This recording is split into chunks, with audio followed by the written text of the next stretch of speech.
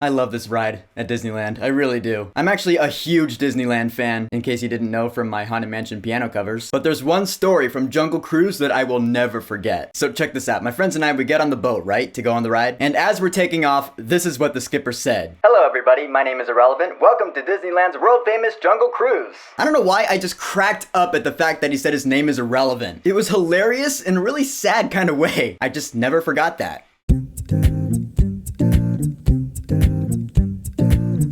Jungle Cruise. So Jungle Cruise, yeah, it's based off of the ride from Disneyland, which is actually one of the very first rides that Disneyland ever had. You know, you're in the boat, you're going down the rivers of the world, you're seeing animatronic wildlife, the skipper's telling dad jokes, it's fun. So this movie takes that concept and just expands on the lore of the ride, pretty much. You know, like a certain other movie did. So the main character of this movie is Emily Blunt. She's a botanist. She wants to find this legendary ancient tree that's hidden deep in the Amazon, and it's said to have magical healing powers. So she teams up with none other than Dwayne the Johnson himself. He plays a Jungle Cruise skipper. Yeah, he takes tourists on Jungle Cruises. And so that's where you get your ride references from. He's the one spitting out all the puns, and of course the world famous gag. The backside of water. Steve's wonder of the world.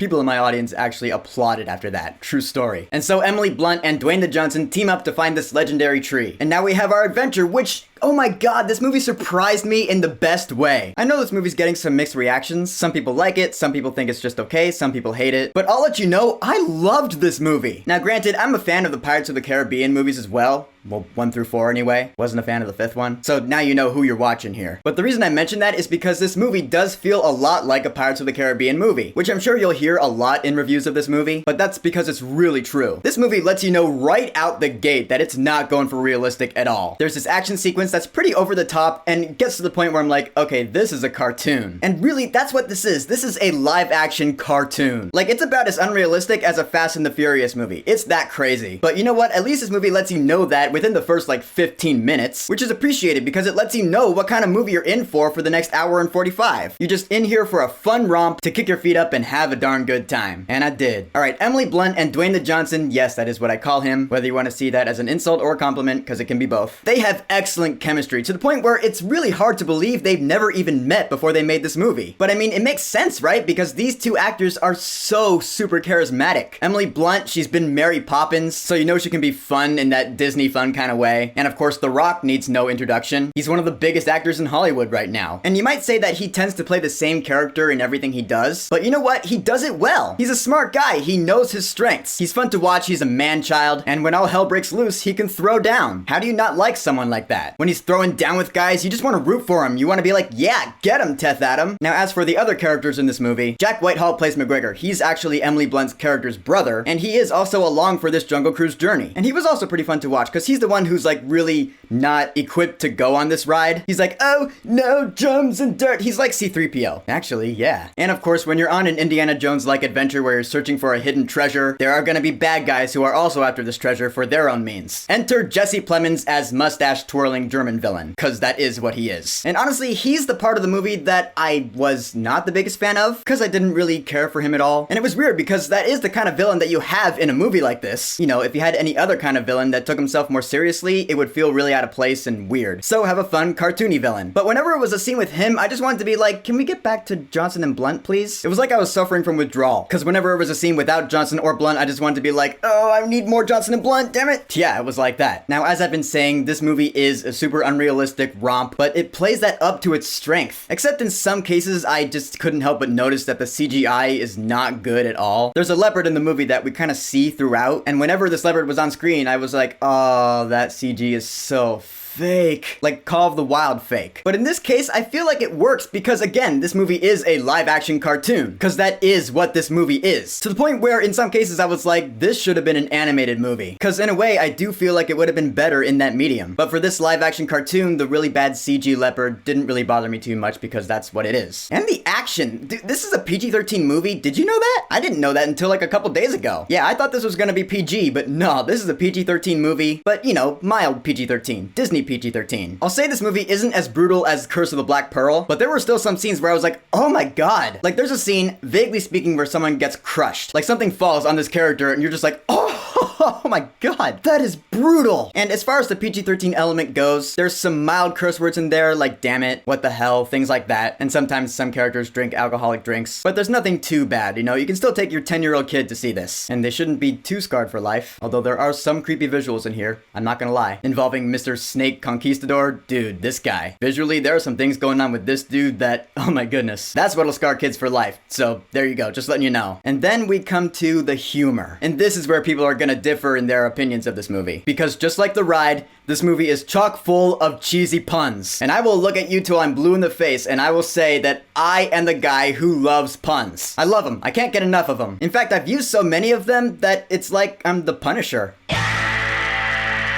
So the puns in this movie, they made me laugh. But of course, puns are not the only kind of humor in this movie. The back and forth witty banter between Emily Blunt and Dwayne the Johnson, that also really helped to keep this movie afloat.